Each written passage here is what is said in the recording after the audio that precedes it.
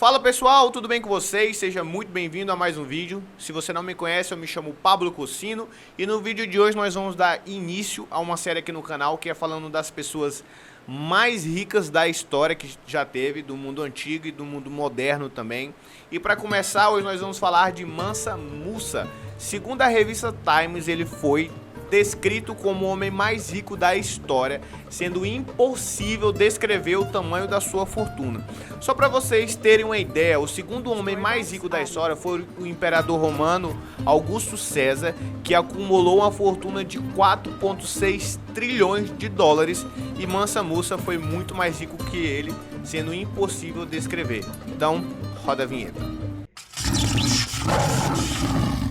Se você não for inscrito no canal, já aproveita e já se inscreve embaixo aí agora, ative as notificações para você não perder os próximos vídeos dessa série que tá muito legal.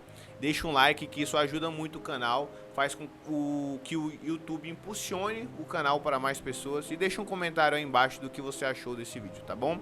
Vamos lá. Mansa Musa foi o 10º Mansa. Esse nome Mansa é uma espécie de título que na época era o rei dos reis, tanto é que tinha um cargo de vice-rei. Esse cargo na época foi ocupado pelo Musa.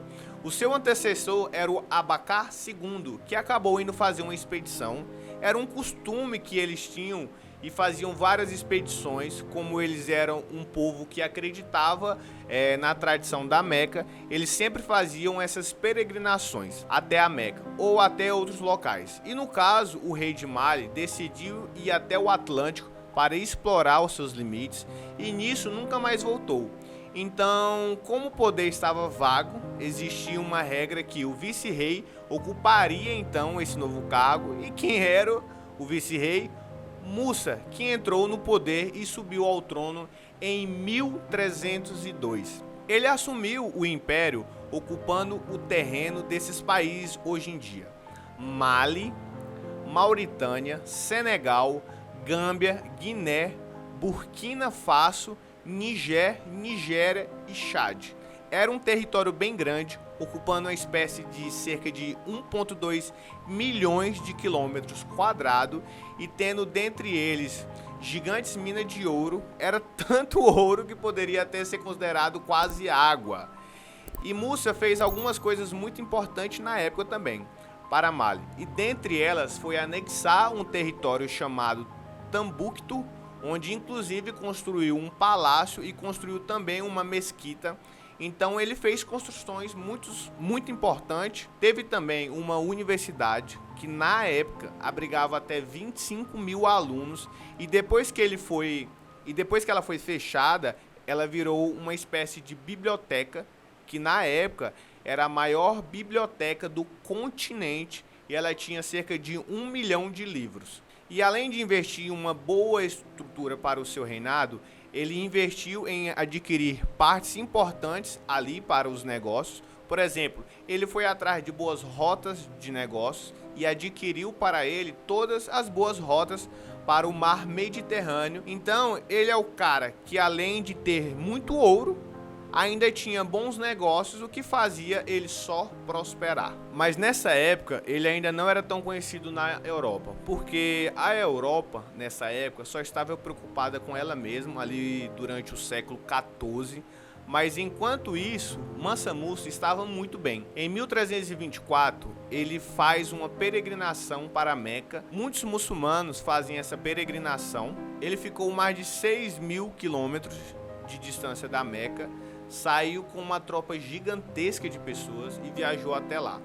Ele foi passando por vários locais, e onde ele passava, ele transformava tudo.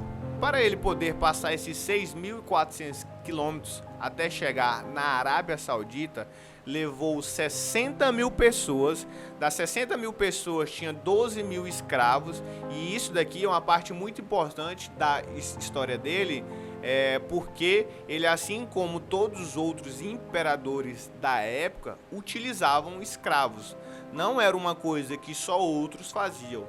Ele levou 12 mil escravos negros, todos esses vestidos com roupas de seda de mais fino requinte, e alguns carregando potes cheios de pó de ouro. Na verdade, bastante pó de ouro, muito pó de ouro mesmo. Ele também levou sua esposa, que era Inário Kunati, levou consigo mais 500 servas. Além dessa gente toda, ele também levou uma tropa gigantesca de camelos, que levava pote de ouros, que podiam pesar até 300 quilos, e ele passava distribuindo para as pessoas. E conta a história que ele fez isso por conta de um problema que ele teve, aonde ele teria tirado a vida da própria mãe em um acidente. Aí ele começou a ter um peso na sua consciência. Por ser muito muçulmano, ele achou que isso ia custar muito caro para ele lá na frente. Então resolveu fazer uma peregrinação até a Meca. E ir fazendo doações por essa peregrinação, ajudando os pobres a conseguir chegar mais próximo dele para evitar o tal karma. Ele levou um ano nessa peregrinação, onde se preparou antes. Ele foi procurar ajuda para ver o que poderia ser feito nessa situação. E nessa busca falaram para ele para fazer a peregrinação até a Meca. Mas tinha que ser em uma data muito específica, dia 12, em um sábado específico também. Então ele esperou 6 meses para fazer e depois um ano para chegar até o seu destino. Foi uma viagem bem demorada, porque ele foi parando em alguns pontos, e nessas paradas que ele fez, ele construiu 3 mesquitas, dentre elas a mais famosa mesquita de Djin Guereber, em Tombuctu, algumas moradias, e ajudou a melhorar algumas estradas. E além disso, ele doou tanto ouro no Cairo, no Egito, quando ele passou, que causou uma inflação na época, fazendo o ouro perder o seu valor, porque tinha tanto ouro que já não valia mais tanto. Se uma pepita comprava 2 bois, agora só comprava um, porque foi tanto ouro que a inflação subiu. Ele causou esse problema no Egito, que levou cerca de 2 décadas para conseguir corrigir esse problema. Devido a isso, ele tinha um ego muito grande, muito inflado, porque ele se achava demais, porque ele tinha muito ouro e era mais ouro que muitas pessoas e muitas cidades tinham. E para se ter uma ideia de quão grande essa peregrinação foi na época, a Europa fez registro disso e a Europa não fazia registro nenhum dessa parte do mundo ali. Eles simplesmente ignoravam e só falavam de si mesmo e não falavam sobre nada das regiões ali de baixo, mas fizeram o registro do Mansa Musa. A presença dele era tão expressiva que não tinha como ignorarem. Era um dos homens mais ricos do mundo e todo mundo sabia. E todo mundo que tinha contato com ele ali perto sabia que ele não era só um dos homens mais ricos, ele era o homem mais rico do mundo, com certeza. Porque a riqueza dele era simplesmente toda em ouro. E o ouro, em qualquer lugar do mundo, é valioso. Ele também não era bobo.